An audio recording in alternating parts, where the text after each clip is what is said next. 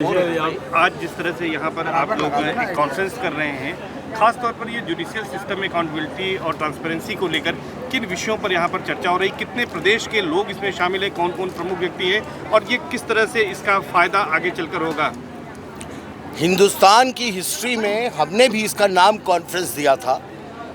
मैं भी नहीं जानता था ये कॉन्फ्रेंस है कि तूफान, लेकिन आज 2 घंटे के बाद मैं आज ये बयान दे रहा हूँ कि आज ये कॉन्फ्रेंस नहीं है, ये तूफान शुरू हुआ हिंदुस्तान में। तूफान हिंदुस्तान की हर हाईकोर्ट बार एसोसिएशन का प्रेसिडेंट आज मौजूद है डाइस पर।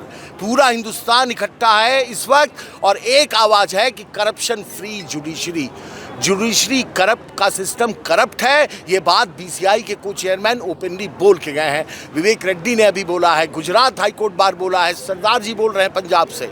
हर आदमी की एक आवाज़ है कि save public trust in judicial system and we are fighting for this cause. शाम को हम लोग रिजोल्यूशन पास करेंगे और वो रिजोल्यूशन की कॉपी हिंदुस्तान के हर अदालत के हर जज के पास जाएगी और ये पार्लियामेंटेरियंस के पास जाएगी। हम रिजोल्यूशन इम्प्लीमेंट कराना चाहते हैं। यशवंत वर्मा प्रकरण के यशवंत वर्मा के खिलाफ रिजोल्यूशन आज जो पास होगा, शाम को हम देंगे।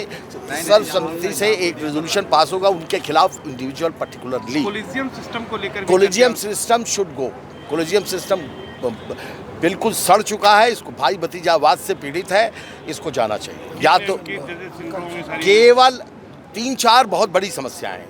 पहला, जज वही बनेगा जो कनेक्टेड है। कनेक्टेड कौन है? जजेस के फैमिली, पॉलिटिकल कंसिडरेशन, ये सारी जज वो बनेगा। कॉमनर का कोई कंसिडरेशन नहीं है। जज बनने की पहली एलिजिबिलिटी है ब्रीफलेस होना। अगर आप ब्रीफलेस नहीं हैं तो आप जज लायक नहीं हैं, क्योंकि अगर आप बहस कर रहे हैं तो आप निश्चित तौर पे कंट्रोवर्सीज में आ जाएंगे।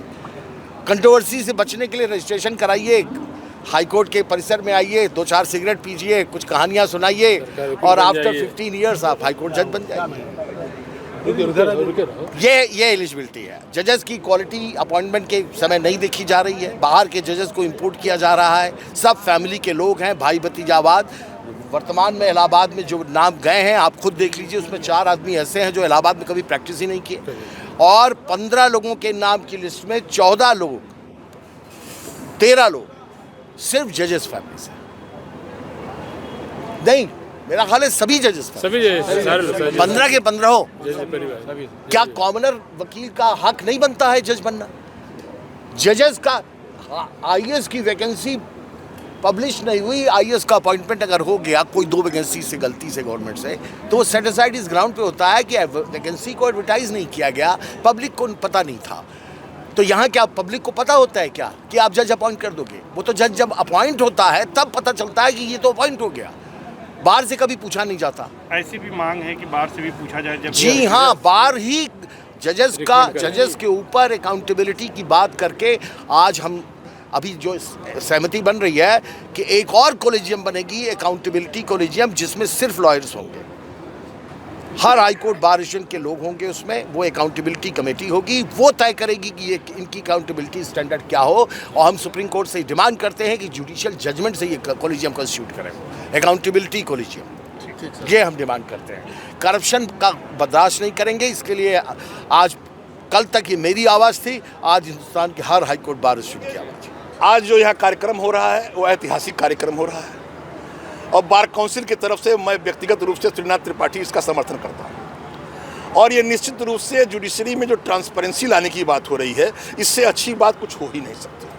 हम इस हिंदुस्तान में आज तक ये नहीं जान पाए कि वो नोट जो उनके घर जली थी, वह नोट किसकी थी और किसने रखा था। ये 2 बातें तो हमको जानने का हक है, वो किसके नोट थे और किसने वहाँ रखा था। तो जो पारदर्शिता की बातें यशवंत वर्मा जी के बहाने से उठ गई है, बहुत सी बातें उठानी है। हमारा अपना मानना है कि जब भी न्यायिक अधिकारियों की, जजों, हाईकोर्ट जजों की नियुक्ति हो, तो बार एसोसिएशन के से एक बाकायदा जनरल बॉडी से एक राय ली जाए कि ये अधिवक्ता या न्यायिक अधिकारी सक्षम है या है नहीं। इस बारे में जानकारी होनी चाहिए।